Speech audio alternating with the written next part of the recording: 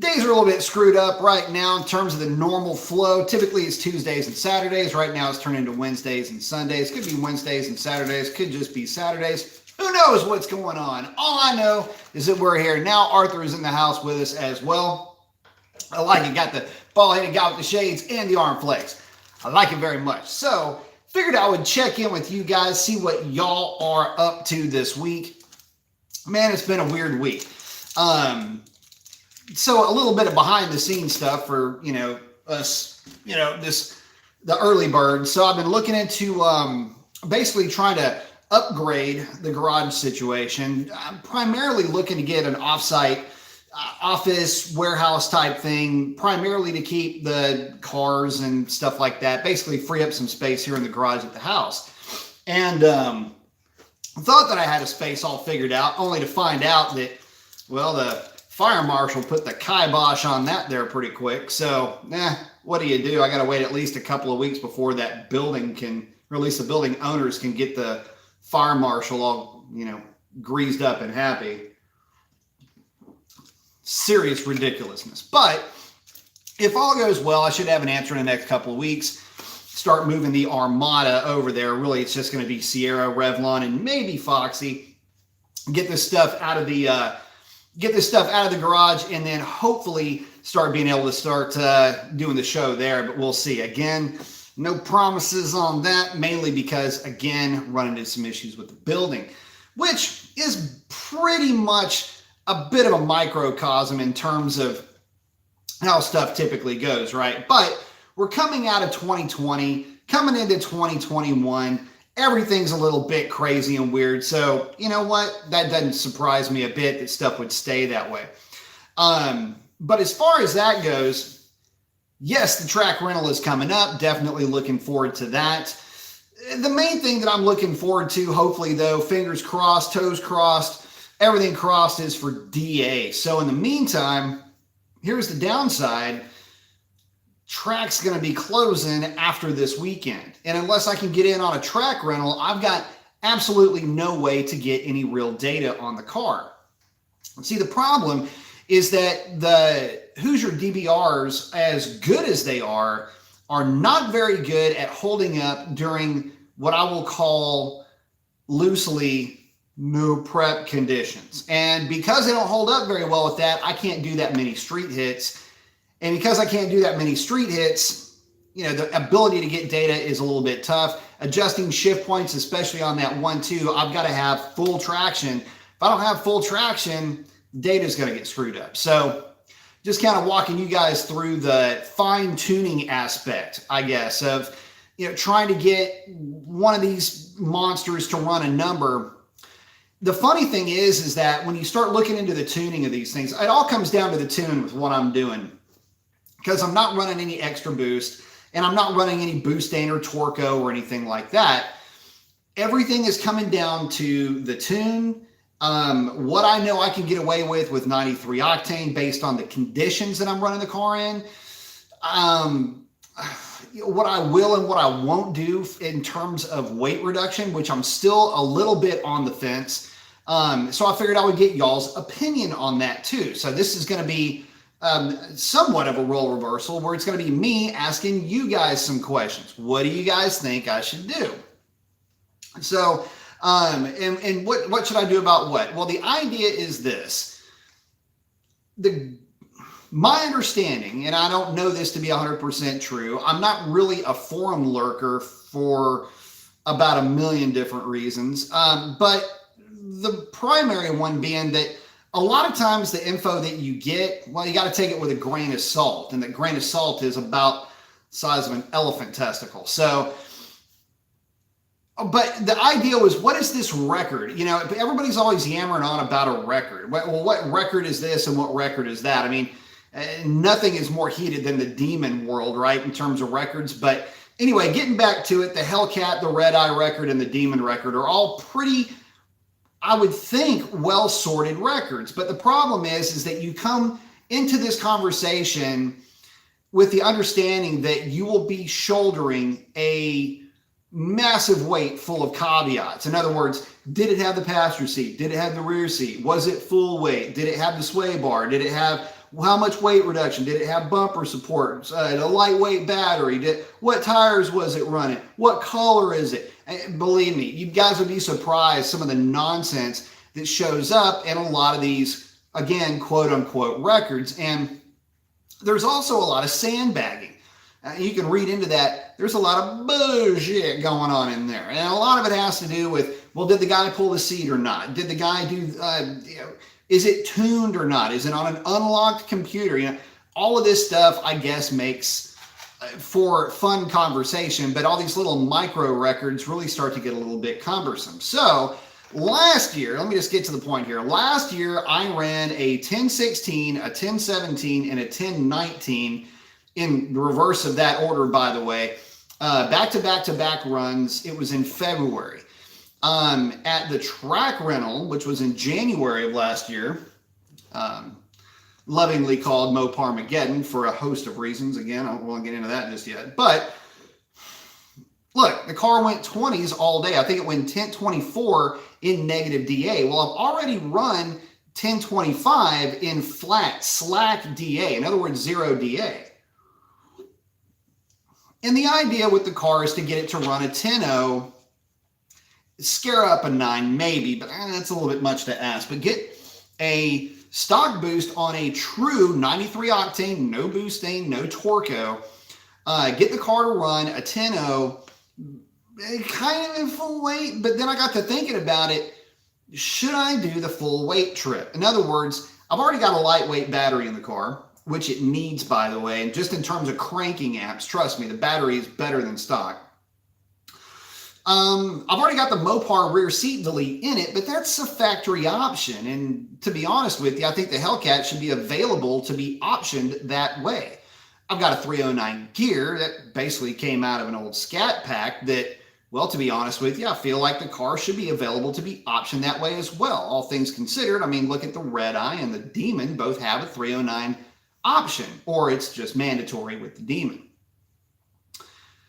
But aside from that, there's really nothing else done to the car. I mean, you've got the different looking pulleys, the idler pulleys, only because the stock ones look terrible. Anything else underneath there? No, that's it. Stock air filter, stock catalytic converters, a drag pack, a little bit of a tickle on a transmission tune. So it's funny when you start looking at it from that point of view. Is there a whole lot done to the car? I mean, it's just a bunch of factory parts that got thrown onto this thing, and it went a 1016. And I haven't seen anybody go any quicker on 93 octane, but it's not to say that somebody can't. And I've already gone mid 1020s and slack DA, in other words, 0 DA, hopefully with the idea that, well, the thing would go quicker than it did last year. Oh, over under on Skeeters right now, we're looking at 3 this evening. So let's see if we can get that over this time. Weather down here has been nuts. Anyway, getting back to it. The question I have for you is, if I, or should I, number one, pull the passenger seat? Number two, what other weight reduction mods should I do or should I consider for the car? It's a little bit late now in the year for me to be yanking the front bumper cover, the rear bumper cover, swapping out, the bumper supports and all of that. I just don't know if I want to do that, really more from a safety standpoint, primarily because this thing, well, it's the road trip car. So, there's a little bit of safety margin. Plus, I've got to really stay somewhat true to the questions that I was asking last year at Legion of Demons. At what point does the car quit being the car? You know what I mean? Like, in other words, if I pull out the bumper supports and I start pulling off parts of the car, is it still the car? And I guess the question that I had asked at Legion of Demons was, would you buy the car if it were sitting on the showroom floor looking like that? And you know what I mean when I say looking like that, right? This completely stripped out, gutted Hulk. But that's what was passing for stock, I guess. And, they were counting numbers with the cars in that form. So the car stripped out was being allowed to, I guess, call out or claim a number, I should say, that it otherwise wouldn't have been able to claim. So, and quite frankly, that weight reduction is worth a couple of tenths. So, should I remove the passenger seat? I'm a little bit on the fence with that, but we'll see coming into January and February when we have some of the best DAs of the year. That's going to be some of the questions, or that's just one of some of the questions that I'll be having to ask myself coming into this. So anyway, just getting started. Let's check in again. Marco Corleone checking in, saying, "You fresh Mace got the arm flex. I like it." Dollar Power saying, "It's Mr. B Mason time." What's up, B Mason? What's up, Donald? White Knuckles saying, "Good evening." Got the thumbs up on the arm flex. I like it. John Jones saying, "What's happening, brother? Thanks for your time. Got to get up early, so I will check back tomorrow." I like it. So far, our guys saying, "Yo, got the arm flexes." I like it. Dr. Div saying, "B Mason, my man, how are you this fine evening?" Doing well. Thank you very much. Let's see. Dr. Div saying, "Yep, the track rental can take its time. I'm out here tonight working on getting the engine together and back in. So many changes." I like it. Dr. Div saying, "Screw the record. Do your thing. See how fast you can go. I say this year you do some mods and shoot for the sky. Only if you're paying for it." White Knuckles saying, "What are your thoughts on a stall converter and towing? Good or bad idea? Is it going to put extra stress on the trans?" No, not necessarily, although heat could be a potential issue. But no, not really. Depending on the stall converter, and if you've gone real crazy with the converter, you can possibly run into an issue there. Again, just in terms of heat, when it is unlocked. When it's locked up, it's really not that big of a deal. So, as long as you're not talking about a 4,000 or 5,000 RPM stall, I think you'll be fine. I would certainly recommend an auxiliary cooler if you're going to run something like that in tow. But, realistically, if you're dragging something around with like a 3,200 RPM stall, I really wouldn't worry too much about it. Dr. is saying, "Do some small changes and go 9s. Like what? What small changes can I do that won't cost me any money?" That's the question. Because I'm not doing anything that's going to cost me money. If I want to go super fast, I know where there's cars that I can drive that go 950s, 930s, 920s. Not interested. I mean, unless I get thrown the keys and say, "Go run the number for me." Not looking for that. I'm looking to go 93 octane and let everybody else try to figure out what I did on stock boost to see what they can do to try to best that number. Because right now I'm running numbers right now that people with pulleys haven't touched yet. And a lot of that has to do with tuning. Some of that has to do with just where they live, the DAs, things like that. So I'm kind of championing this stock boost thing, not only for my own personal satisfaction out of this, but, for the guys that live up at altitude. To show them what their car really is capable if you just had the right environment to run in. Dollar Power saying, "Put a little weight in the trunk, 100 pounds, a little weight works in my RT Dakota. If you were closer, I'd have cloth sandbags, much like duffel bag though. Increase air pressure in the front tires." Air pressure in the front tires is at 85 PSI. I can't really go much higher than that. And right now, weight only helps if you're not hooking. And right now, she is dead hooking. In fact, I would love to be pulling weight out of the thing, but I don't know. We'll see. Mark saying, "Hey, Mason, I got to check in as usual all the way from Chicago." I like it. Man, I miss Chicago. Chicago is pretty. Love that city. Doctor is saying, "I'll put 9,000 pounds behind my truck at 1.85, 3,600 RPM Circle D, and it's an 8-speed. Lock the converter early and it pulls good." Absolutely. Let's see. Oh, Doctor is saying, "We may have to work out a cam kit next year then, maybe on the shop's dime." Hey, that cam ain't going in my car. She's staying stock, baby. Yep. Now I am not looking to, I'm not at all looking to do that to this car. Shawnee's saying, "Sorry about the forecast for this Friday. Too bad the truck isn't running Saturday. What are you going to do before the track rental?" Well, here's the thing. We're hoping that front comes in late. If the front comes in late, we're going to be in pretty good shape. I'll be able to get the data that I need. I'll be doing some tire testing as well. But I'll be able to get the data that I need. And if all of that works out the way that I'm hoping, I can make the hits and then basically hightail it to the kennel, get that girl in the garage and call it good. So we'll see. Fingers crossed. Dr. Diz laughing at me. Shawnee's saying track isn't running Saturday. No, but it is potentially running Sunday. Unfortunately, top 30 is booked up, which is a drag. Although, you know, I wasn't really wanting to jump in the middle of that anyway, because, you know, for what I'll be doing, it's really not the right venue for it. Although it is going to be a test and tune. And man, if I could sneak in, I would certainly do it. But it's a big problem when, you guessed it, the rain is going to be pretty much in full force on Sunday. Probably going to stop raining, I'm hoping, sometime Sunday afternoon, but I don't know. We'll see about that. This Skeeter over here that's just side-eyeing me. I'm looking at you. Anyway, so getting back to it, that's basically where we're at with the car. I've had a good opportunity to get some data on the car already with those DBRs on the street. But I learned pretty quickly that they are not really, not on the street, in no prep conditions. I've learned pretty quickly, though, that they're really about 3 hits at the most, and then you're done. And what happens is, and this is why it's not a good idea to try to run these types of tires on the street. And while I was saying, guys, look, if you're going to do that, probably not the best idea. The softer compound, what'll happen is it'll start to peel back the tread, and it's basically, it's akin, it can be called scaling, it can be called feathering.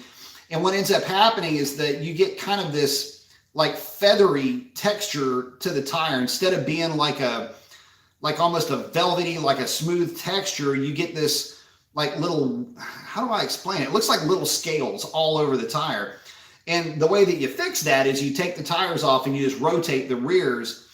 And the good thing about the DBRs is that you can rotate the rears, and what you do is you just reverse the rotation of the tire and you strip the scales right off of it with a couple of good burnouts, provided that you didn't, hit it too hard in those conditions. So the problem is the DBRs are really soft. They scale up or feather up very quickly on the streets. One of the reasons why, when they say don't run these things on the highway, it's not like a tongue-in-cheek thing. It's like, look, guys, these are race tires for a drag strip in a race environment, and running them on the street can potentially sting them. And like I say, you could probably be super easy with them and, get away with 30 minutes, worth of driving out of them in any one direction. But, I wouldn't suggest, any hard street hits or anything like that, because what ends up happening is, when the tires do that, that feathering, it's not like it goes, like if the tire is turning in this direction, it's not like it's feathering it to the back. It kind of screws it up to where the cupping is actually facing downwards, towards the front of the car. And what ends up happening is it just makes they just don't hook. And so I'll give it like the perfect example. I was trying to get data on that thing, and at about 128 miles an hour in no prep conditions, the car just kind of gave a little bit of it was real gradual, there wasn't anything really to freak out about. But at 128 miles an hour, from my point of view, like this is me driving, the correction would have been about like this. And then I just slowly rolled out of the throttle, and it just basically corrected itself. And that's when I rolled completely out of the throttle slowly. And, but yeah, whenever you start feeling the car haze up a little bit, haze the tires a little bit at those speeds, at that power level, that shouldn't even be a remote thing that it would do. And it did that because the tires had been, pretty much no prep abused. So again, just make sure that if you decide to get a set of those tires, they're awesome tires for the drag strip, but they're not for, making any real hard street hits. Anyway, how I got on that, let's see. Cody's asking, would I be okay if FCA made a Challenger Hellcat that's all-wheel drive? Cody, it's funny you mentioned that. Going all the way back to 2017 or 2018, I was absolutely convinced that the Demon was going to be all-wheel drive. In fact, I was surprised, only because I was, kind of believing my own BS, I guess, but I was actually a little bit surprised that it was a rear-wheel drive car. I was for sure thinking, okay, it's going to be a big jump in power, all-wheel drive. This thing is going to be crazy, and it wasn't. So, no, I'd be elated if they did something like that, because from a safety standpoint, first of all, let's look at it from all points of view.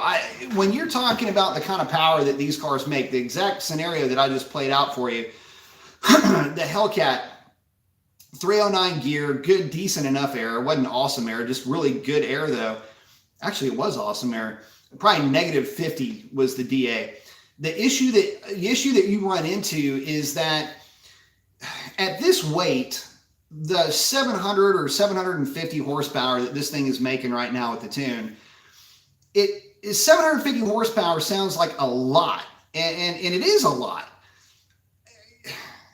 especially when you consider the emissions friendliness and all of that. It is a lot of power. However, at this weight, it's not 750 horsepower. It's like 750 horsepower,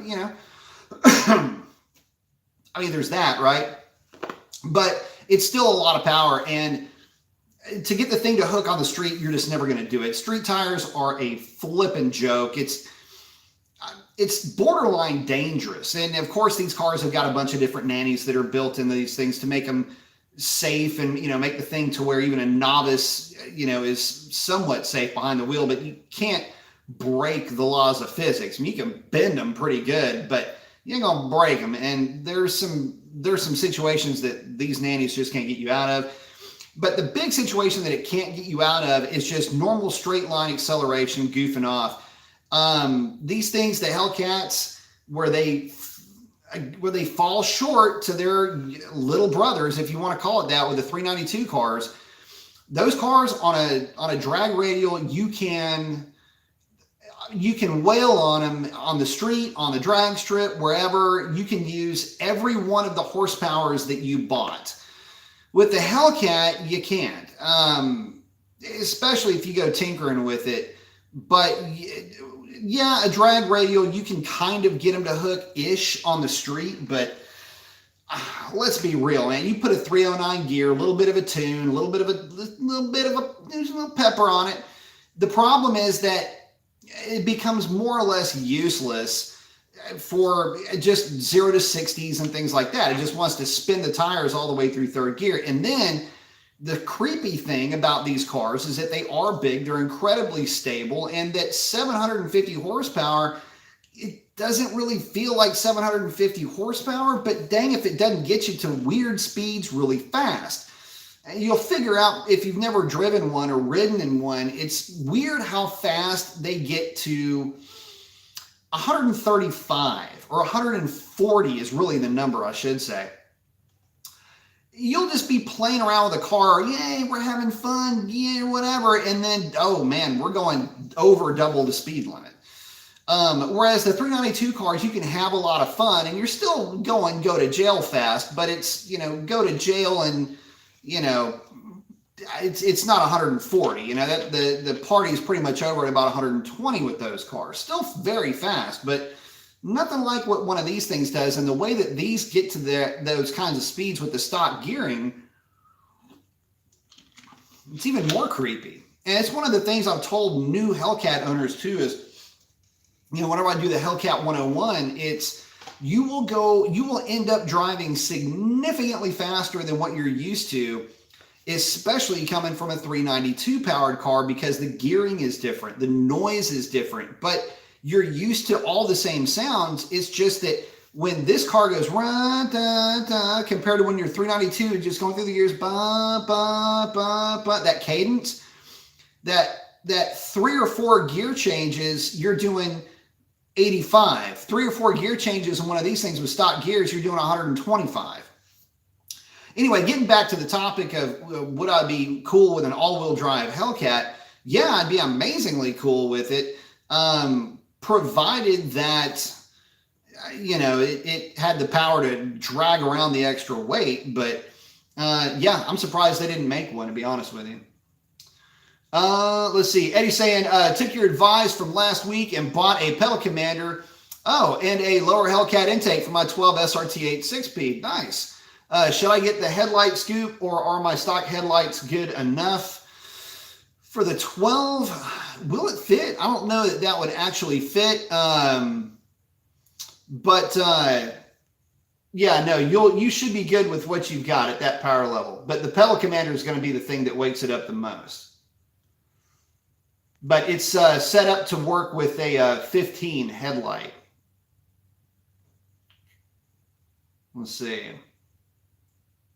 Shawnee's asking, do the Hoosiers like the same air pressure as the Mickey Thompsons? Yes. In fact, you can cheat the Hoosiers up quite a bit with air pressure. I've played around with them as high as 24 PSI, and they're perfectly fine there. So ET Street Rs, they like those kind of pressures too. So they're just not going to the difference between an ET Street R and the Hoosier DBR, aside from the compound, and the ET Street R is a true get you from the house to the track and back again type of tire. Dot legal the whole bit. The big difference is that the DBR is a lot more forgiving when it comes to track conditions.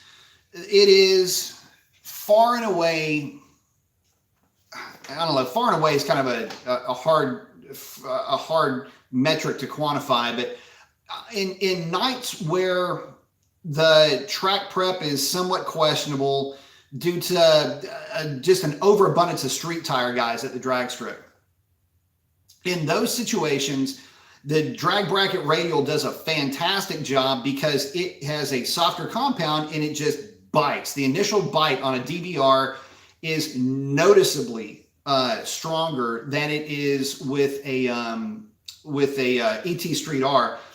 Enough to where I'll say this: you would notice a difference between the two tires if you're running like radial prep and slick prep. I don't think I would want to run the DBRs with radial prep, to be honest with you.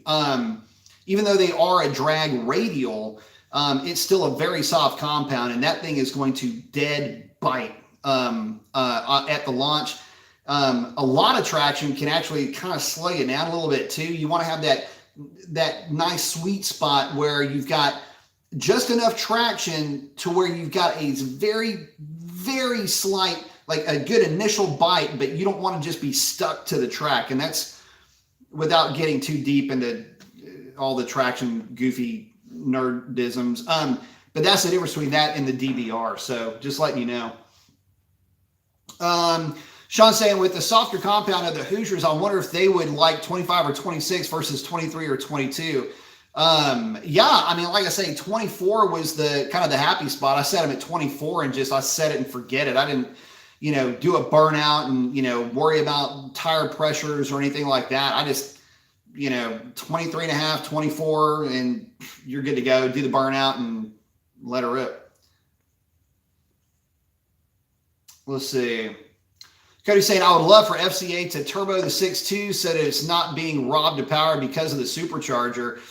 Well, the thing is that, is it really getting robbed by the power? The thing is that the power is coming on the way that it's engineered to come on. And you can kind of make an argument that, yeah, the turbo would maybe be better, but you've got to remember that turbos have, how do I put this? Turbos have their own set of problems you've got to deal with. And yeah, you can engineer a turbo setup to work really well on a Hellcat. The downside to a turbo setup on a Hellcat is what turbo do you run? What's the turbo size that you run from the factory? If you run one with the idea that you want quick boost response and you want the thing to act basically like a positive displacement supercharger, then it's going to be restrictive up top. you can play around with cam profile the way that they do with the Hellcats. But the reality is that you're missing out on some of the efficiencies of a turbo if you're going to have a turbo that's going to be that restricted up top. Now, if you go with a bigger turbo, you wind up with a car that is a turd basically to drive around down, you know, just in normal driving conditions. It's just not responsive. And although it can be fun when the turbo comes on, you want something that's going to be responsive all the time. And when companies have put big turbos into cars and you have this big amount of lag, it becomes something that people just don't like. It turns people off. So, and there are several examples of this. The first one that comes to mind is the Ford Capri, the British Ford Capri. The very first ones had these big ass turbos on the four-cylinder. It made crazy power, but the turbo lag was such that if you weren't spinning the thing over 35 or 4,000 RPM, it was just absolutely dead. And that's really what happens with a lot of these combinations is that, you know, you put a turbo on for a specific power number, but if you go too big, you lose all your response down low. And for the idea that where's this son of a gun? Get him? Damn it, missed it. For the idea of being able to get power up top with lower back pressure and everything else. So turbos are cool for making a number. Turbos do a lot of really neat things. They're the ultimate cheat code. But when it comes to driving satisfaction and actual responsiveness, you can't beat the positive displacement stuff. See, Dr. Div is saying, oh, he ran his Hoosiers at 16 PSI and they worked well. My ET Street Rs don't really matter on pressure. They hook just as well on 26 as they do at 22. Just my experience at 20 in the Hoosier is worthless. You know, it's interesting. One of the things that I noticed about the DBRs is that they just hook. They're kind of the same way. They just hook all the time. Where the ET Street R does a really good job is that it's just the durability of the dadgum thing. I mean, the ET Street R is, I mean, it is the yardstick, right? But that thing wears like a freaking anvil. So that's, you know, that's kind of a cool thing. Let's see here. Why is this thing not working? Time out. Anyway. Ken McDavid's asking, I finally did do bumper supports and pulled passenger seat after a personal best of 10:02 at 1:38.35 in my stock tune red eye in Florida. We'll see in the next few weeks. So that's kind of the thing. You know, right now, DA is so nice. And, you know, and congrats on the number, by the way. That's a killer number. And I know that the red eye, the big thing about the red eye is just how hard they come out of the hole, man. Listen, that's the other thing. A lot of folks have been saying, well, why, you know, what's the difference? You know, red eye, you know, you're shooting after red eyes. What are you doing? I said, well, look, the big difference between the red eye and the Hellcat is that the red eye comes out of the hole so much stronger. Traction for traction. If I run a 157 or a 155 60 foot, and let's say just nominal conditions, like, yeah, we're just at the drag strip goofing off, not mine shaft air, not even in flat air where I'm in the 40s or, you know, low 50s. If I'm running like mid 150 60 foots, the red eye, I kid you not, is going to be a 151 150 60 foot. The red eye will launch as good as my car will launch in pretty good air. That thing will launch like that in garbage air. And that is the most frustrating thing about running up against a red eye, is that even if I've got mile an hour on the red eye, I'm still having to reel this thing in. And it's not like I'm reeling in a 2-pound trout. They're just real hard to catch, especially, you know, even with a quarter of a mile. So I'm stoked for you on that 10:02, man. Good mile an hour. And man, fingers crossed, you know, I can get out there and play in the same sandbox here pretty soon, get some decent DAs and try to get this girl in the O's, man. That's going to be tough, but stock tune, let's see, hey, Ken, what's the record, right? That sounds like that might be the record for a stock tune. I'm guessing that's 93 octane also. Let's see. But yeah, I mean, that sounds like, I don't know if anybody's done any better than that. I can tell you that. Shawnee's saying, welcome to the 10-0 club. Oh, Doc Div saying, oh, he's on the bias plies. Yeah, I wouldn't. The thing is running bias plies. I've got experience running bias plies on independent rear cars. They're not bad, it just provided you don't try to run too low of a pressure with them. I typically, even to the normal old school ET streets, the Viper, I ran those. On the Vet, I ran those. Just old school ET streets, 26 1050s. And I did pretty good. So there's that. But this car with the weight, I don't think I'd go that route. Let's see. Oh, Modern Red Emmy saying, I ran my Hoosiers at 2021 and have no problems. They are radials, not bias ply. I ran these initially at 22, and I'll tell you this, 22 on these things is a set it and forget it pressure. I mean,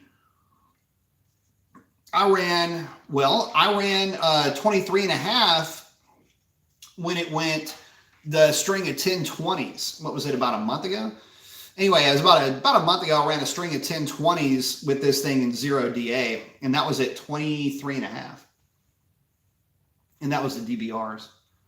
Dr. Dude saying, my radial MT ET Street Rs are a radial. They don't matter really. I had issues with the Hoosier, but it was a bias ply slick.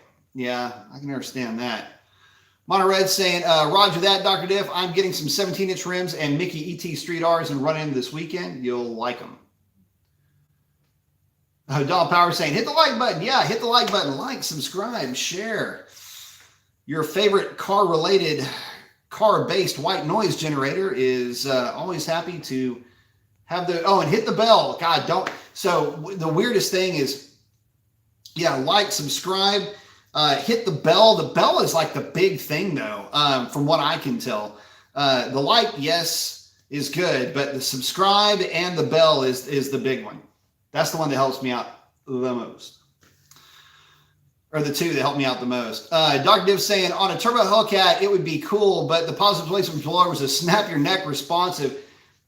And, you know, that's the thing. So the big thing about, and this is why manufacturers still use these superchargers, keeping in mind, from an efficiency standpoint, they are at the low bottom of the totem pole of any of the modern boost generating appliances. But the thing is that what it lacks in top end horsepower, which, you know, let's say if it makes 707 stock, you know, with a more efficient type of supercharger, let's say it makes 725 or 735 at the same boost level. You know, we're not talking about a huge difference in power, but you lose this entire tsunami of torque down low, especially the tip end torque. And the positive displacement supercharger, in essence, turns whatever engine it is bolted to into simply a significantly larger engine than it is. Albeit it doesn't turn it into a race engine unless it's already like an 11-to-1 or a 12-to-1 engine. But what it does is it just makes the engine act and think like it is significantly larger, and that's an awesome thing. I mean, it's the reason why they're so much fun to drive. I mean, it's like having a big block that is always on with one of these types of compressors, as opposed to a centrifugal, which traditionally is only making power at the big end of the pull, or a turbo that you can run it. It can be laggy if you're trying to get efficiency up top, or it can be restrictive, actually, if you're trying to really make a lot of power down low, or it can be more susceptible to knock down there. So those are some of the issues. Let's see. Dr. Diff's saying something about a vet. Did I miss something? I don't know. John Vita saying, hey, B, I'm great to see you too. I have a 2010 6.1 Challenger 6-speed. Should I hone, extrude the intake, or port polish? Have the fast man? Thank you very much, my friend. I would say this, extrude hone the intake. I would definitely do that. Look to Dr. Diff or Fast Man for that throttle body. Dr. Diff's throttle body looks like a piece of jewelry. It's a shame that thing's actually stuck underneath her hood. But either way, that would be the direction that I would go with that intake. And yeah, extrude hone is going to be your better bet. Robert saying, hi, can I get your thoughts? Have an 0661 ProCharge Charger with other mods, 540 wheel horsepower, 540 torque. Best ET is a 12.5 on Tri-5Rs at 18 PSI. How can I improve my 60 foot? Well, a couple of ways. One, obviously, is going to be weight reduction, kind of like what we were talking about earlier. Take everything that's really not necessary out of the car. Floor mats, speaker boxes, not package tray, but the trunk trays and things like that. Get that out of the car. Stuff that you may not already need. That's going to help you out a lot right there too. Secondly, if you're on Tri-5Rs, decent enough tire, but at 540 and 540, it is ProCharge, so you're going to be a little bit softer out of the hole. But one of the things I would suggest, get a dedicated rear wheel and tire setup. Get a set of Bravados, which is an 18-inch, and go with a set of ET Street Rs on the back of those. It's what a lot of guys like to run to the drag strip and back on. Use your stock lug nuts, go from there. Or get you a set of Recluse. The Recluse in fact, there's a set of Recluse really right there. Those are a set of Recluse front. I got the rears in the back of the truck right now. Those are Dark Stars right there. Those are Recluse. The difference between those is that the Dark Stars are going to use a shanked bolt, where the Recluse just use just an acorn bolt. Get you a set of those.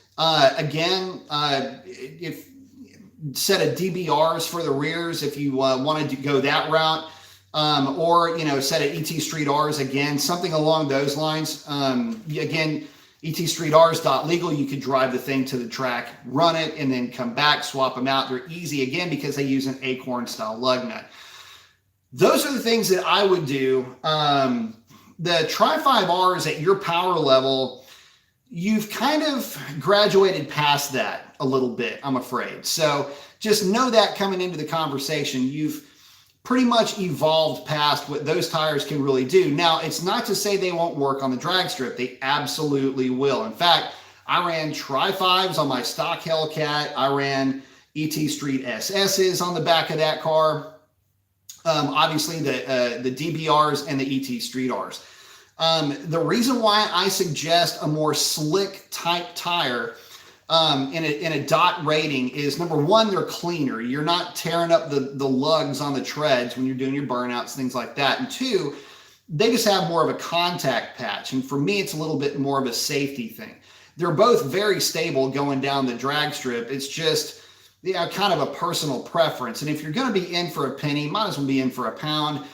Get you a set of rear wheels, get you a good set of tires on those things, and just use that for your track setup. If you're taking it to the drag strip. Now, if you're on the street, stick with a set of any of the drag radials will do you just fine. If you are using like what we would consider a daily, it's not really a daily, but you know what I'm talking about, your street setup. Even though I talk a lot of shit about them, the Nitto 555R2 is a fantastic tire. It's at the bottom of the rung in terms of traction, although I have had them dead hook in Revlon, and that's with the 309 gear. And the car turned some decent numbers with those tires. But again, they're not very forgiving if you take it to the drag strip. So just know that coming into it, but they're great in the wet. If you haven't seen my videos, and on that I did, I think 3 or 4 different videos on those tires with wet weather, 60 to 130, digs, driving impressions. I get a couple like afterwards impressions and stuff like that. So I've got 3 or 4 videos showcasing those tires. Again, they're the lowest in terms of initial bite. They will work on the drag strip. They would probably work fairly well for you because you're pro charged. And be a good overall tire on your stock wheels. But again, my thought is just save up, get the extra set of wheels and go from there would be my suggestion. And again, always weight reduction helps. Modern Red saying, Professor B, great discussion as always. Got the on flex. I like it. Thank you very much. Kevin saying, hey, isn't a full bolt-on 5.7 basically making early 11 to 12 Coyote power? Yeah, I mean, you got to remember, what was the original Coyote making? Like 411 horsepower? I mean, the work truck's just about there. The trucks are making right at 400-ish horsepower. So, yeah, I mean, I would say that's easily going to be in the early Coyote horsepower number range with just more torque. Speed Freak 93 saying, hey, Brian, with E85, how long does it last in the tank and why is it hard to start in cold weather? So in my opinion, if you're going to let E85 sit, there's two things you need to do. The first thing is you need to fill the tank all the way to the top. And the reason for that is you don't want any extra air in there. You don't want to have any kind of air in there actually, because that ethanol will suck all the water right out of that air. So fill it all the way to the top, kind of a pro tip there for you. How long does it last? It depends on the conditions that it's in. High humidity, it's going to last less time than it will in a dry environment, like a cool, dry environment versus a warm environment. Caveats aside, don't let it sit for more than about 3 months. And that's just, again, my own personal opinion of it. Now, why is it harder to start with? There's a couple of reasons. One, the aforementioned water that can get into the system can create an issue with cold start if it's sitting for too long, especially if you're trying to start it in cold weather. The second reason is ethanol has less energy than gasoline does per volume. So for every square centimeter, for every liter, if you want to look at it like that, for every gram of ethanol versus gasoline has a significantly higher amount of energy. So when you're trying to start a vehicle, there's just less of that initial energy to make it fire off. And so that, coupled with some environmental issues, especially when it's cold, can create an issue where, again, this is if it starts to come out of suspension, you've got really more of water getting in the tank and things like that. You'll have that more ethanol settling at the bottom of the tank. Again, kind of a problem. There's a lot of different things, a lot of different reasons why I've been told that it doesn't give you the best cold start qualities, but primarily it's because of the energy density of the product itself. So you can think of it like that. It's just a colder burning fuel. That's another reason why it takes so much more of it to get the same power that you get out of a gasoline or a petroleum-based product. Let's see. Quick Break saying, thank you all for knowledge dropping, my friend. Got the fist bump. Thank you, buddy. Let's see. Oh, Speed Freak, by the way, that's another reason why you want to keep that fuel turned as much as possible. Is because if you get a situation where the car sits for any real length of time, here's the other thing, that ethanol is going to go to work on anything made out of rubber. There's some plastic that doesn't act right with it. Some metals don't do well with it. So if it's allowed to sit and it's not being, it's not flowing and it's not moving, it can start to wreak havoc on other fuel system parts as well. So another answer to your question, although not as much of a problem, but like a much of a percentage of the problem, but that ethanol sitting in the injectors as well can cause problems for the injectors. So you can end up jacking up the seals in the injector, have leaky injectors and things like that. So you can just create another issue for you there too. if the car, picture like this, if the car is going to sit for any real length of time, just switch tunes, run regular gasoline in the thing, and then run that out whenever you go to pick the car up, and then you'll be in good shape. I don't recommend running products like Stay-Bil or anything like that. Better bet there is to run with an ethanol-free gasoline. Again, these are all just top tips, man. I mean, this is just stuff that I've learned over time, that like what works and what really won't work. Let's see. HU's asking, is it true that the Pro Charge car is lazy off the line? However, you can have it's true that the Pro Charge cars can be a little bit lazy off the line. However, you can have traction issues when the blower kicks in, especially if track prep is suspect. What'll happen with that, it depends on how the power is being applied and how the Pro Charger is pulleyed. Any of the centrifugal supercharger setups are going to come on at about 3,500 RPM, which is just as you're coming out. I mean, unless you're just bonsai launching the thing, if you're just kind of pouring the power in, it's going to keep building power as the engine revs up. And what I've noticed, the big thing that you notice with a centrifugal supercharger is that it forces the torque curve out by about 400 RPM in some cases, which isn't a bad thing. But when you're pushing the torque out like that, you're basically flattening the curve. And what ends up happening is you'll have this power curve, this torque curve that tabletops, which is great because horsepower is constantly climbing. And with the only issue being that a lot of times you're shifting really while the thing's still gaining power because you're running out of an RPM threshold at that point. So anyway, there's a lot of tricks to making a centrifugal supercharger work. They're fantastic on the street. They're a lot of fun. They make a real cool noise, and they will absolutely freight train on the big end, especially if you're into doing like roll racing and things like that. They're great for stuff like that. But as far as being kind of soft down low, well, when you're only making 3 pounds of boost, what are you going to expect, right? But that boost will rise as RPM rises. And the trick, honestly, the real trick with a centrifugal supercharger is very much like a turbocharger. And you want to look at the efficiency. It's called the efficiency donut.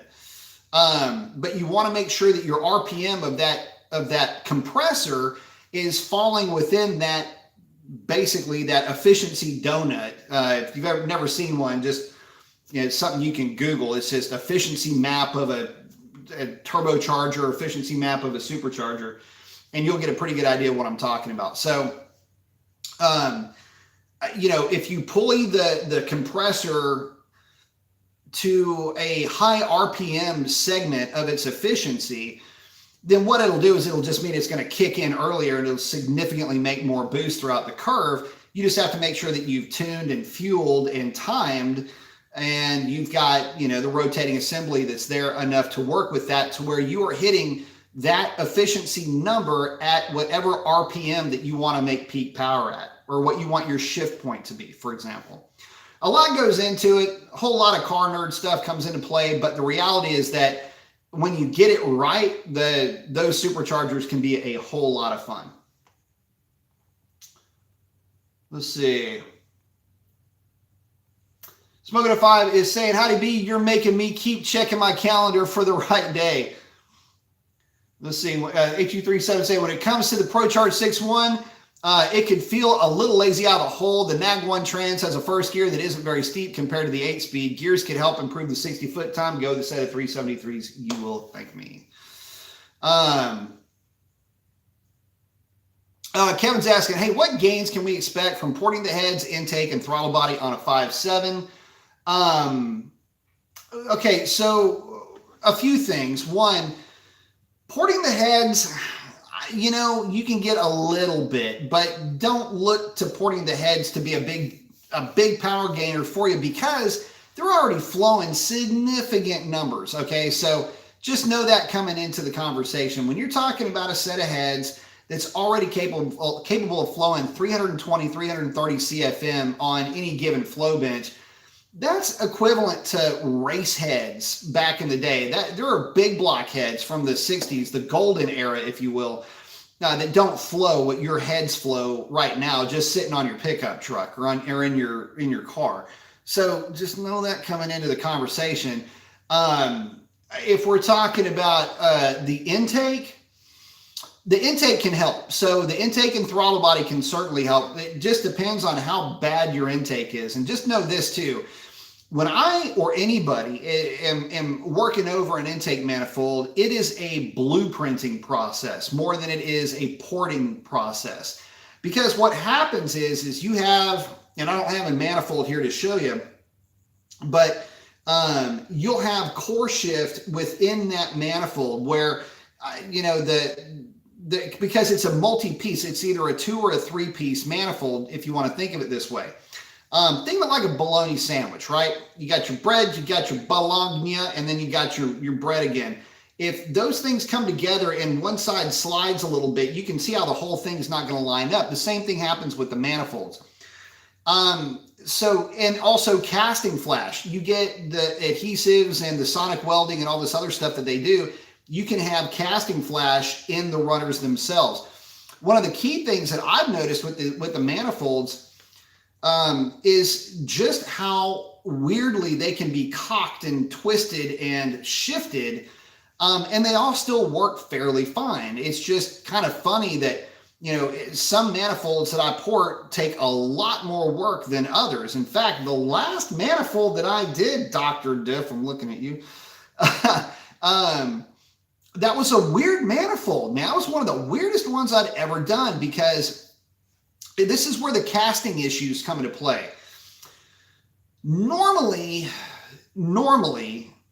I have a minimum amount of time of about 4 to 5 hours on a manifold, on a car, 5.7 manifold. The trucks take a little bit less. The 6.4 392s can take a little bit more. But the last one that I did was really, really weird because the throat was cast smaller. So I had to cut the living crap out of this thing to get it to open up for the throttle body. The runners were shifted.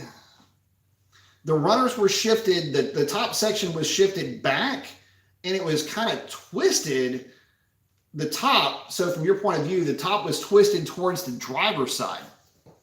It's kind of weird.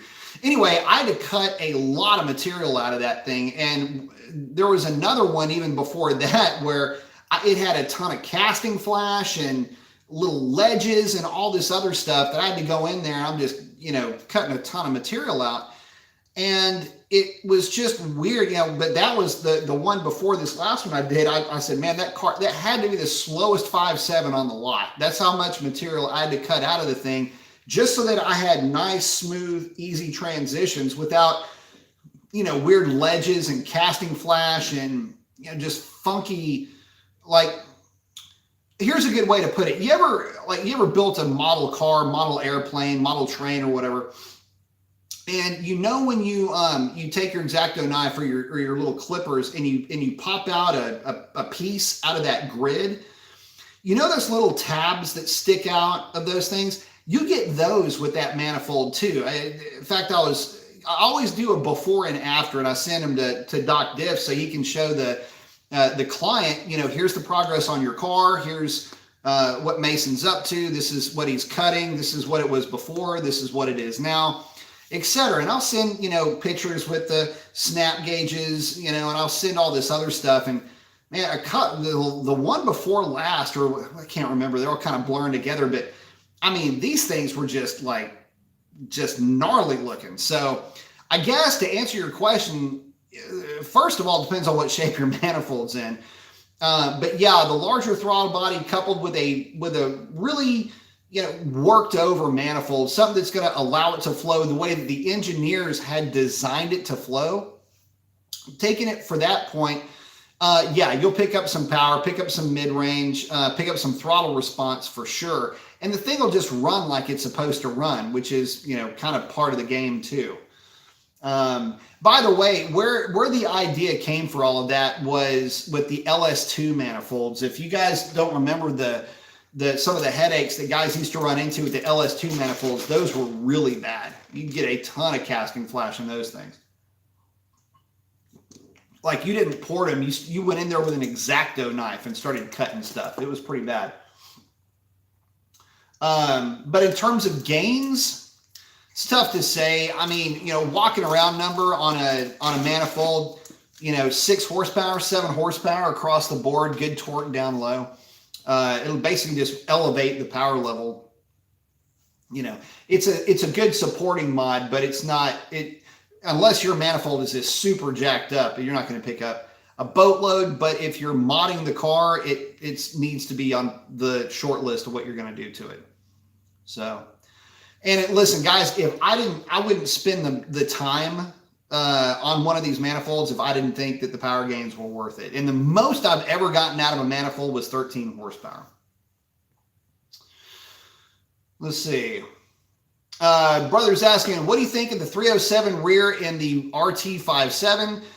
Man, it's good. I would prefer, if you're going to spend any money, throw a 373 in the back of that thing. Get it tuned, throw a 370, and just send it. You'll thank me for that. But the 307 is fine. Better than the 262. I'll put it to you that way. Speak Freak saying, just a quick thank you for all the help and knowledge you share. I watch these chats over and over, man. Love them. Thank you very much, Speed Freak. I appreciate that. Hopefully I'm helping. I mean, you know, when I first got started with this, the funny thing is that I didn't have a resource, or I noticed that there wasn't a resource that I could go to that, you know, I'd say, okay, well, what if I'm thinking about this? Or, you know, has anybody even messed with cold airs with these things? What's the deal? It's early on.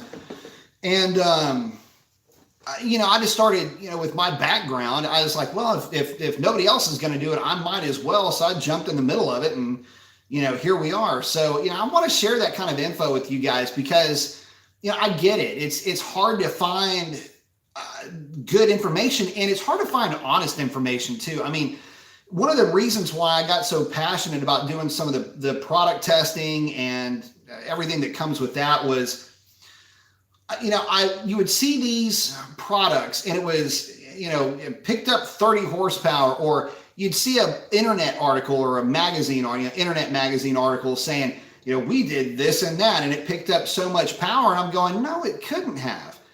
Like, I'm in the business. I'm looking at this car, and I know that it didn't pick up those kind of power numbers because I deal with this a lot. And they're not doing that. I'm at the drag strip and I'm beating these guys with those parts. So anyway, I started hollering BS on a lot of that and decided that it would be a whole lot more fun to just bring that information to you guys. So hopefully I'm helping.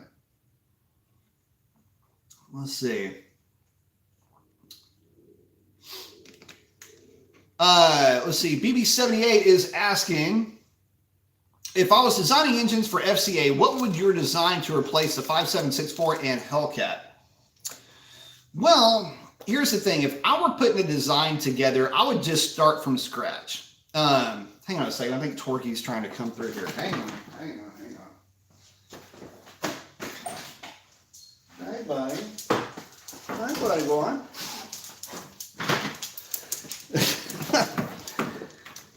There you go. So, if I were, hey buddy, what are you doing? Can you come say hi to everybody? Come say hi. I love you too, baby boy. You my baby. I love you so much. Yes, I do. So, yeah, we got ourselves a sick little puppy dog. He's got to go to the vet because one of these damn dog skeeters, quit knocking on the door. One of these skeeters gave him heartworms. So, it's still early on. He's not like hurting or anything, but he's going in for his treatment soon. I know. So anyway, if I were to design an engine, I'd start all over from scratch. I'd start looking at slightly smaller displacement, but I'd go 4-valve.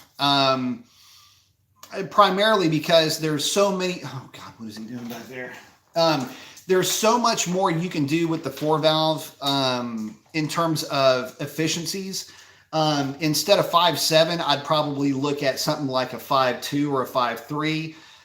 Instead of 6.4, I'd look at something like 6.0 or 6.2. And then for the Hellcat, I'd look at something like 5.5 or 5.7 liter and just go that route. build them stout. I'd upgrade the rods in everything, and I would make sure that I was running a set of pistons that had enough of a enough meat above the ringland, or the ring grooves, I should say, to be able to manage not only high horsepower, but also just to manage general detonation better would be the way I would do it. But that would be what I would do if I were designing engines. I mean, it just from a packaging standpoint, though, it's a bit of a pain, because when you're looking at a 4-valve engine, any overhead cam engine, you start to run into packaging issues because the head ends up being like this tall. Now, let's say I wasn't allowed that budget. Let's say I wasn't allowed the development money for a 4-valve architecture, and I was stuck with a 2-valve. What I would do at that point is I would basically have the better rods in everything, better pistons in everything. In essence, I would go with, a good aftermarket forged rod, like the Red Eye's got. Obviously better pistons across the board, but what I would do is I would revise the intake manifold. I wouldn't change too much with the 2 valves. 5.7 is fine, but I would introduce a 6.2 or a 6.4 to the trucks. For the cars, the 392 does a really good job. I would like to see a little bit more displacement, because it's a heavy car and it needs still even more torque to get it moving. But a revised camshaft, obviously, imagine that coming from me, and a revised intake manifold would be on the top of the list, and put something together that would work well, and not have some of the weird jinky twists and turns that some of these things have. Simplify the layout, as it were. I would also do some things with the intake itself. But that's primarily what I would do.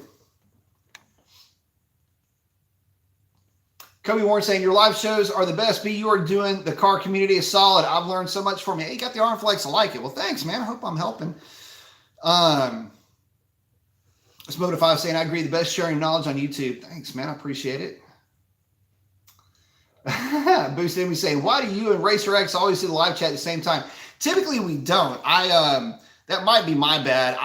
What had happened was, see, the thing is so there was a couple of Tuesdays where I haven't been able to get on live. And I think, I don't know if he started doing lives on Wednesdays. I need to check with him, make sure we're not, doing live shows at the same time.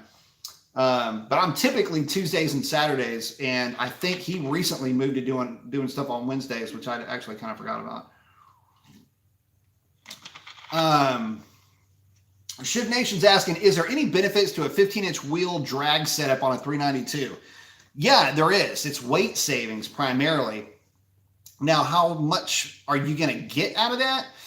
Again, man, you don't want to rely on that particular modification as your go-to modification. It's just not, it's not enough of a drop in the bucket to really make a difference, but it's still a drop in the bucket, right? And so when we're talking, it depends on the size of the drop, right? So 15-inch conversion, it'll help, but you don't have to do it. I mean, you're probably going to be better off just putting a 17-inch wheel and tire setup on it, going out and giving her hell at the power level that you're currently at. You got to keep in mind that there's guys on 18-inch Bravado setups that are running mid-nines. So, well, there's that to consider. But when we're talking about 15-inch conversions, typically guys are talking about significant weight reduction in the brakes. We're talking about daisy rotors. We're talking about tiny calipers. We're talking about doing everything you can do to remove weight from that brake. You can drop quite a bit of weight. 30, 40, 50 pounds is not uncommon, and even more if you really go with a trick setup. The downside to that is that, well, you lose functionability with the braking system, number one. And number two, well, it's a 15-inch setup, which means that you're going to have higher initial bite, but you're going to have higher rolling resistance on the back half of the track. You're going to have to run a radial. The Radial Pro is, I think, what most folks will run with those tires. But I mean, dude, look, not for nothing, but if you want something that's just absolutely going to hook, yes, it will absolutely hook. But you can absolutely hook with the 17s. It just won't dead hook. Well, actually, yeah, it will. It'll hook just fine with what you're up to. If you're doing a lot of street racing, like from a dig, it could possibly help, just higher initial bite. But again, if you're at the drag strip, you want the smallest tire and wheel setup you can to get you down the track, because that's the lowest rotating and rolling resistance. And again, with the 15-inch conversion just being super lightweight brakes, the downside to that is that you lose braking efficiency, and it's just a thermal sink at that point. That's all a brake is. It's just a heat sink. And because you're converting kinetic energy into heat energy. So, the rotors being bigger, they can absorb more heat, they can dissipate more heat, help you slow down faster. Not to mention you've got a leverage advantage there with that higher, just the bigger brake. So will you notice a big difference in braking? Probably from the seat of your pants. No, you're not out there running around a road course or anything like that. But what you will notice is, the brake fade, they could fade quicker. You may end up with, significantly less wear if you're running the car around on the street for any real length of time. Be careful throwing drag race brakes on a street car. Doesn't always end well. Just know that going into it.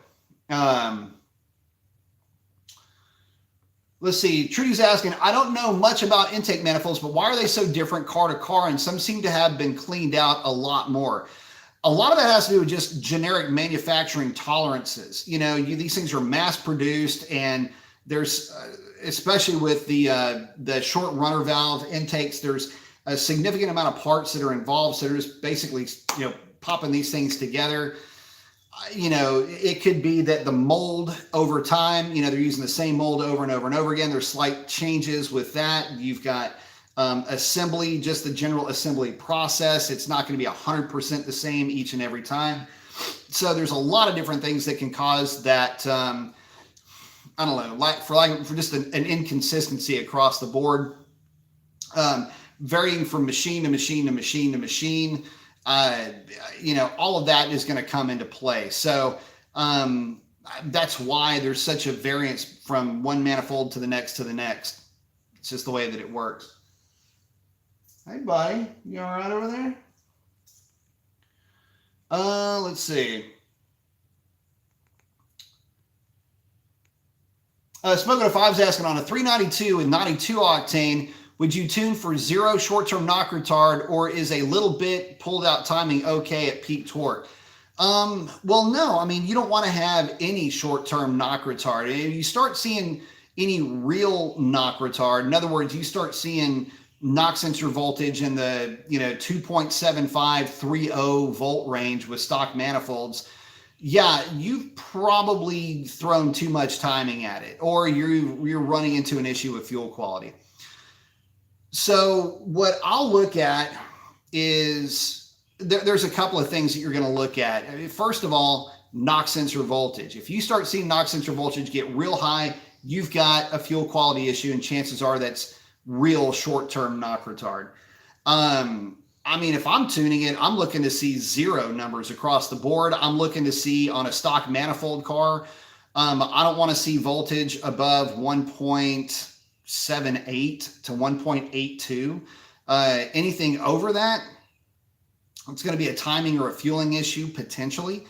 But if your knock sensors are in that range and you've adjusted your knock sensors to still be active, but be, still be functional as a knock sensor, then you'll be fine, and you'll show, you'll flatline knock retard all the way across the board there.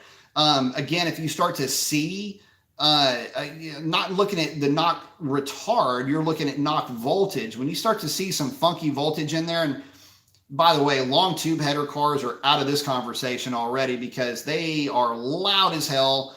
The tubes are right there by the knock sensors, and I'm not going to say that it makes the knock sensors practically useless, but that's where when you see voltages above 3 volts with those cars, that's when you pretty much know it could potentially be real knock. So it'll help you basically find out, okay, fuel quality is not that great. It's got a little bit of knock, but as long as you're not pulling like 4 degrees of timing, you'll be fine. I'll give you a perfect example of this.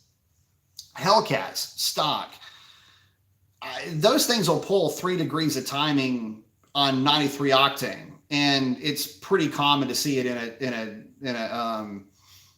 a data log.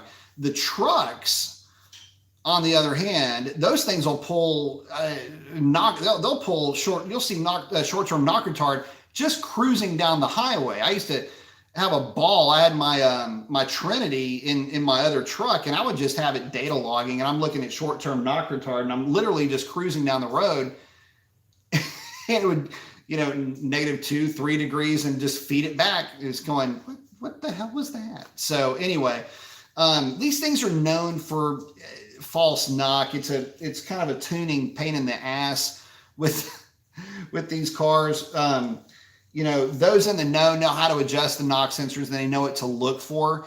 Again, if you're running stock manifolds, and you don't flag the entire, like you're not there. Each cylinder has its own knock table, right? So because you've got 2 knock sensors, but you've got 8 cylinders, so you're basically kind of playing with like how that knock sensor is hearing potential either real or false knock. So anyway, what used to happen back in the day is that tuners would start getting frustrated with Mopars, and they would just put in like 4 volts across the board just so they would never see any short-term knock retard. That's also not a wise thing to do. Let's see.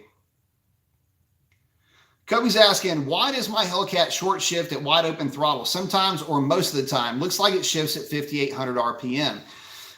Part of that is in the tune itself. The tune is commanding the shift to end by 6,000 RPM. So when you're looking at the shift points in the car, those shift points are not where it initiates the shift.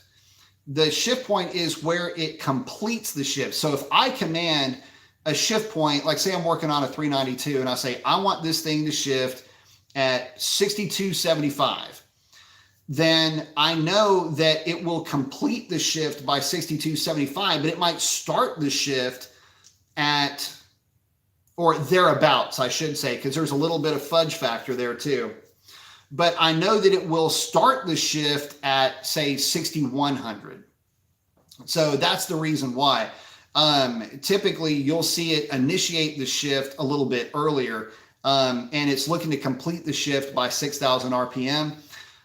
Predictive shift algorithms will command that shift a little bit earlier or a little bit later based on acceleration rate. That's why if you're running a smaller tire, like a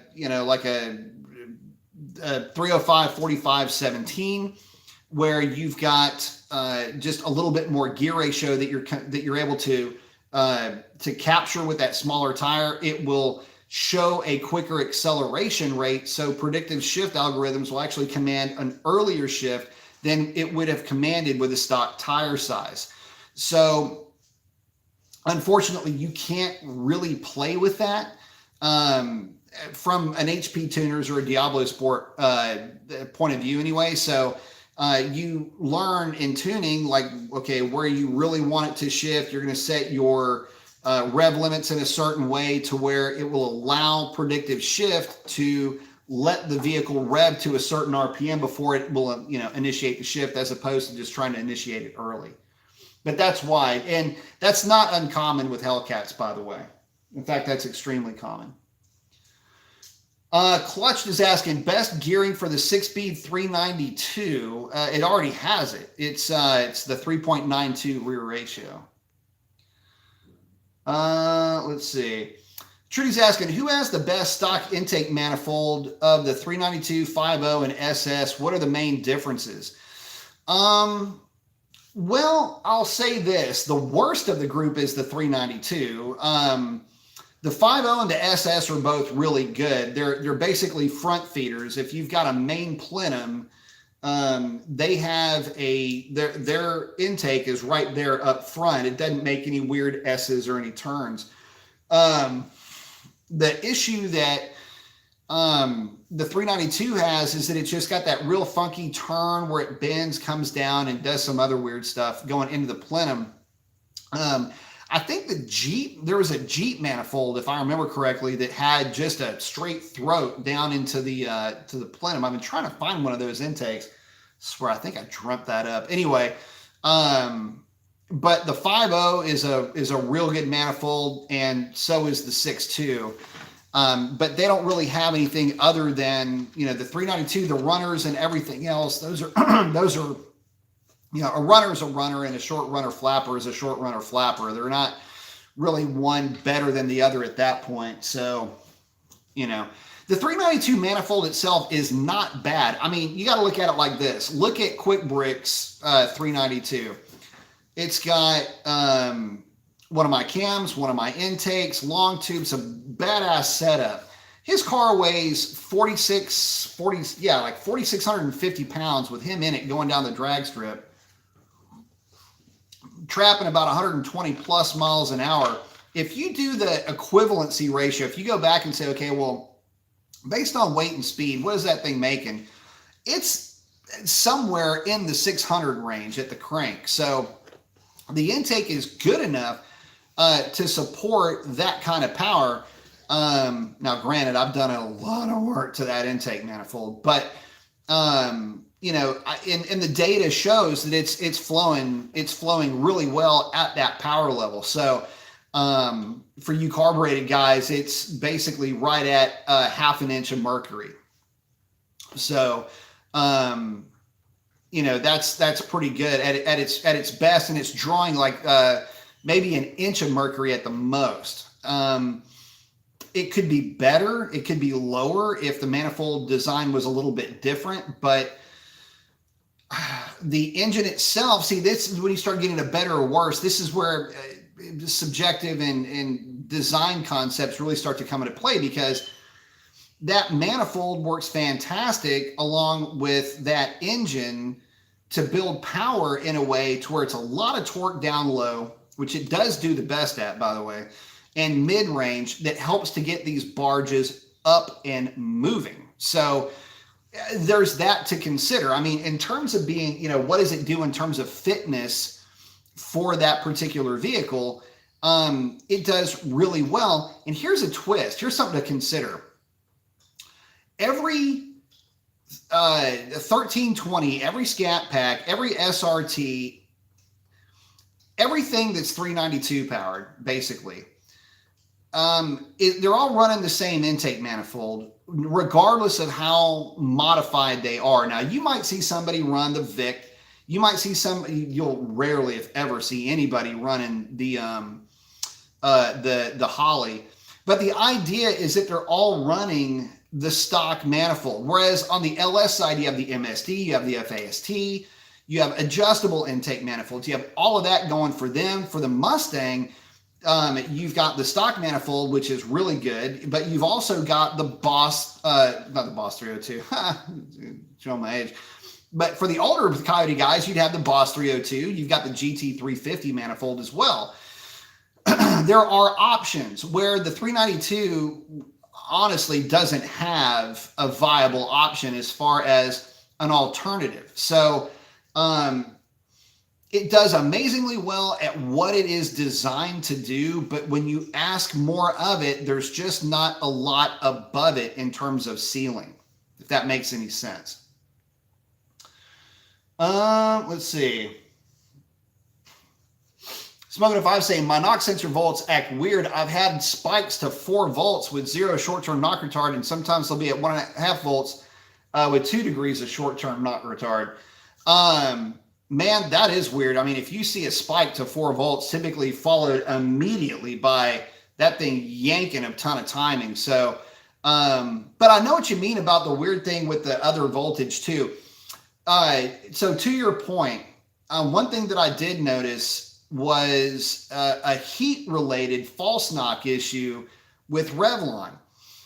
And what it was at 190 degrees or 192 degrees, I should say, I will get 0 knock retard across any wide open throttle hit.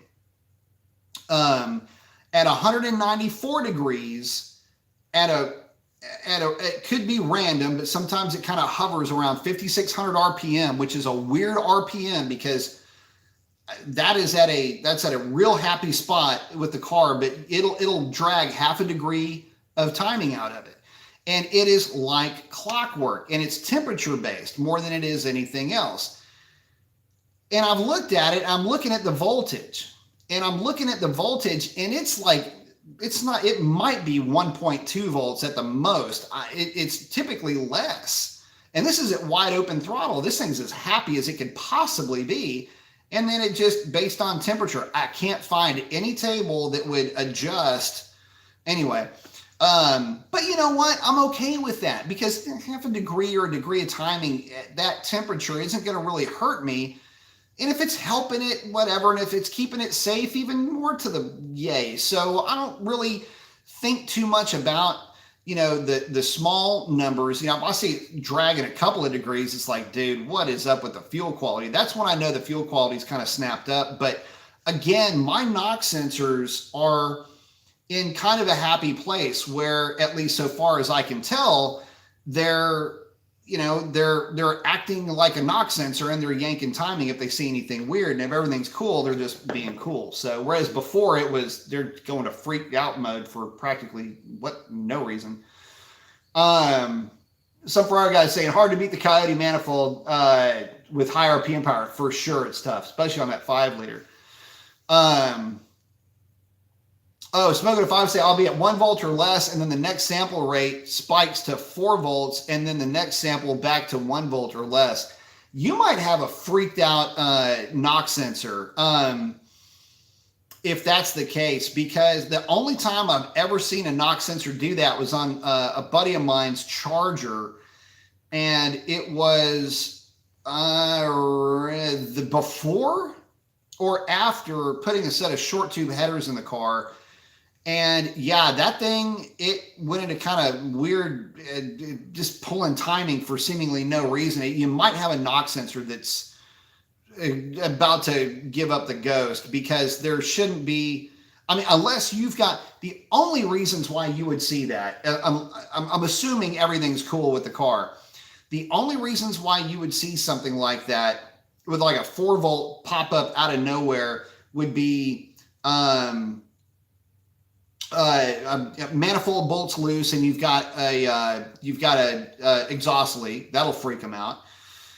There's something mechanical going on in the engine, which is like a knock, or something mechanical is clearly amiss, and that can piss them off too. Actual knock, but typically you won't get actual knock if it's already just sitting at 1 volt and you're really not doing anything, and it goes to 4 volts for seemingly no reason. That's a bad knock sensor. Typically it's starting to kind of freak out a little bit. And then actual knock, that'd be the only things that would cause it, just a real bad tank of gas.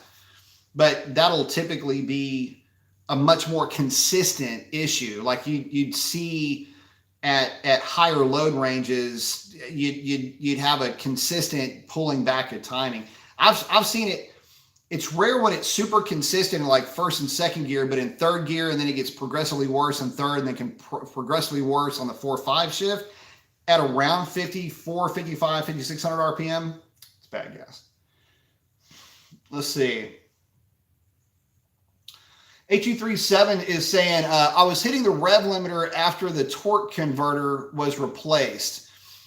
I was getting RPM spikes during shifts. The installer didn't replace the fluid loss during the install. No dipstick sucks. Yeah.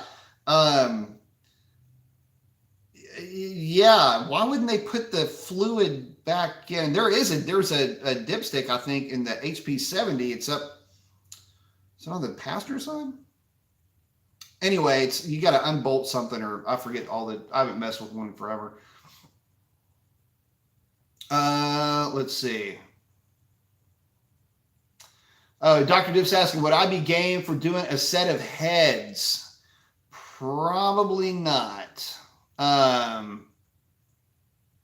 No, I am not your guy for cylinder heads. I don't have enough experience or practice with them, unfortunately, at this time. Got a lot of experience with manifolds, but don't want to mess with the heads. Let's see.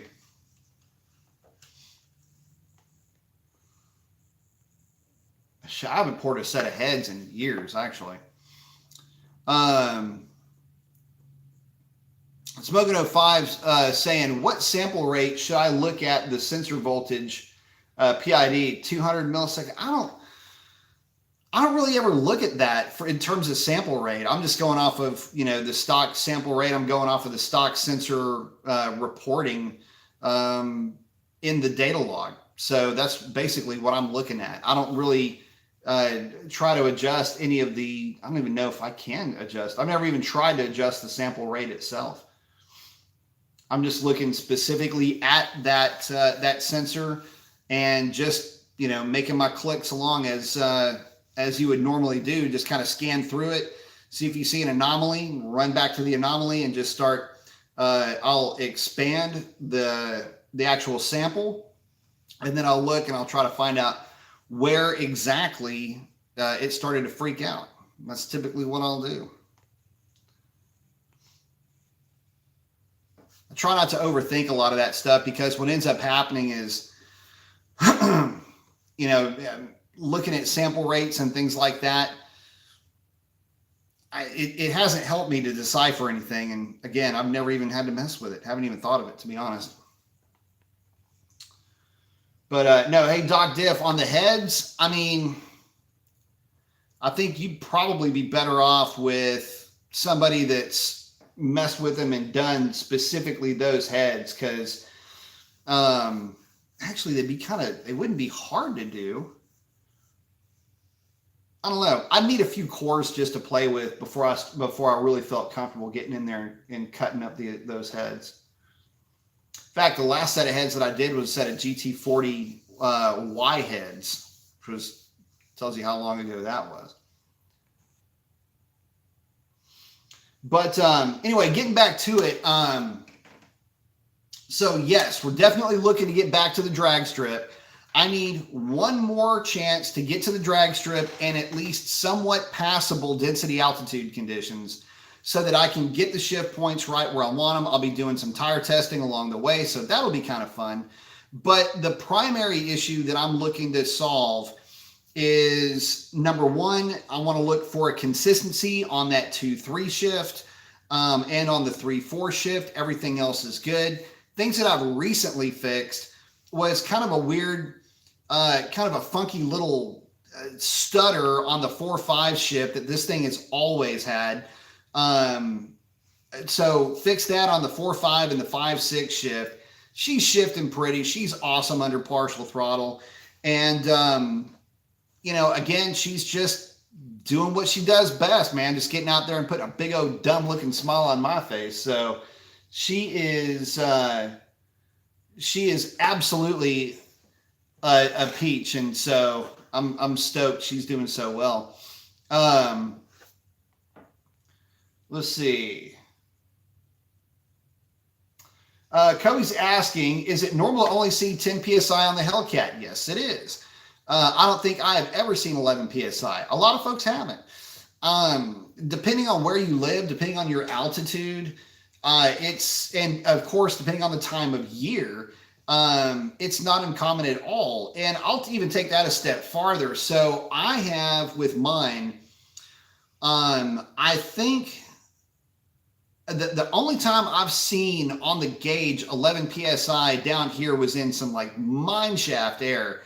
But typically my KPAs in this car which is when I'm data logging it, when I show, what the actual, what the computer is reading is boost pressure, which is total KPA minus 100. So if you've got 178 KPA, you take 178 minus 100, which will be your barometric pressure, which is also reading. And then that 78, that remainder, is you're going to make a decimal out of it. So it'd be 0.78 at this point. And then you take 14.7, or you just basically take your atmospheric pressure wherever you are, and you multiply that times the number that you came up with, in this case 0.78. So that's more or less the boost that my car would make in those conditions in that DA. You'll see some of them that are lower than that. You might see 168 or 159 KPA of total manifold pressure, and you see that in higher altitudes. So, all of those are not uncommon. To give you an idea, like a naturally aspirated car, when you go wide open throttle, the idea is to have, 100 minus 100, which would be 0 KPA. You'll never get that low. There's always going to be some level of vacuum in there. That's naturally aspirated. The boosted stuff, you're always going to have a number above 100, presumably, hopefully. Where if you have a KPA of 200, that would be, you have double the available atmospheric pressure at the time. That's why you have to monitor both. And if your atmospheric pressure is 14.65 and your KPA is 200, then you're making 14.65 PSI of boost. And so that's how that works. And anyway, that's a real long way. Again, I'm over explaining it as I normally do.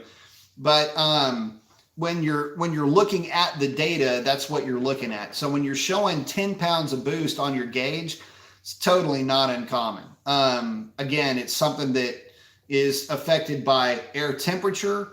It's affected by humidity. Believe it or not, higher humidity will show a higher boost number, even though you have less available air. It's temperature based as well. So a lot of things go into that. HU37 is saying, my car is a Mustang. You have to put it on a lift to check the fluid. I never thought the installer would forget something so obvious. I only found out after data logging and seeing RPM spikes on shift. Yikes. Well, that's never any fun. Yeah, you'd be surprised what happens at the shop. But yeah, it's good stuff. But no, man, I mean, the thing is when you're messing with these things, it can get kind of frustrating. We're talking about tuning now and looking at KPAs and how much boost is it making and all of that. The main thing that you're looking at is, when you're reading data logs, this is one of the funnier things is, a lot of folks will ask, how much timing are you running? And it's a common thing to ask. I mean, back in the day, when you're tuning, it would be, okay, I'm going to lock out timing at this particular number and, boost irrelevant, we're locking out timing, et cetera. It's weird how sophisticated these cars are now. Is really kind of the point that I'm trying to make here. So there is no final timing number that you run with these cars. And when I've told old school hot rodders or guys that just don't really understand how the boosted stuff works, it's kind of weird. Like, well, what do you mean there's no actual final number as far as timing? How do you know how much timing you're running? Insure, Geritol. And it's like, look, it's all depending upon air density. Like if you've got, if you're only able to bring in, like on a scale of 1 to 2, okay, if you're only able to bring in 1.1, grams per second worth of air, then your timing is going to be very high because your actual manifold pressure is going to be low, and because it's low, you need more timing.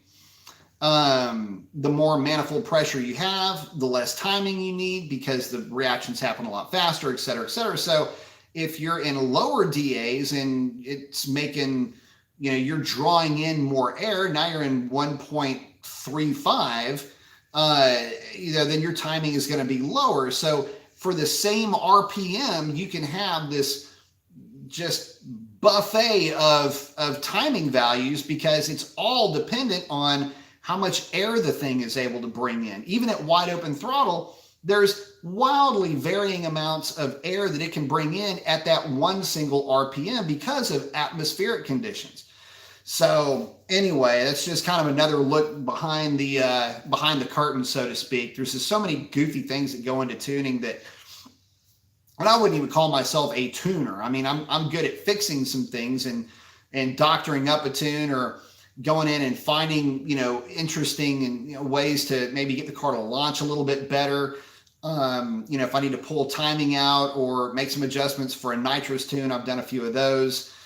So there's that. But I mean, I wouldn't really ever call myself a tuner per se, but when you get into it, you'll find out that you almost have to be at least, there's a proficiency range that you just end up getting to with this stuff just by playing with it and knowing really what the conditions are that you're running the car in. I don't really even know how I got to that point, but I got there. So that's where I'm at right now with that.